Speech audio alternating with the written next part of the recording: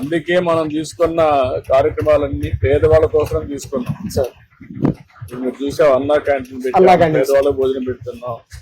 నెలవారీగా ఇప్పుడు మీ అమ్మ ఉంది, అమ్మకు పెన్షన్ పెన్షన్ పంపిస్తున్నాం. వస్తుంది సార్ 4,000 అమ్మకు. ఇప్పుడు మీ అన్న కొడుకున్నాడు, ఒకటో తరగతి, అవును సార్.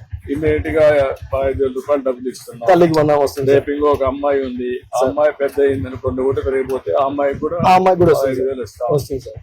అట్లా అందరినీ కవర్ చేసి గ్యాస్ ఇచ్చాం, సార్. రేషన్ ఇస్తున్నాం. అన్ని కూడా అన్నమాట, అన్ని వర్గాలకి న్యాయం చేయాలి, సార్. ఎవరికి ఏ ఇబ్బందులు లేకుండా చేయడం కోసం ఈ కార్యక్రమాలన్నీ చేస్తాం. ఆర్థిక ఇది కూడా తగ్గాలి, అసమానతలు. అవును సార్. అందుకే P4 తీసుకొచ్చాను కొత్తగా, అవును sir. Public private people partnership అని.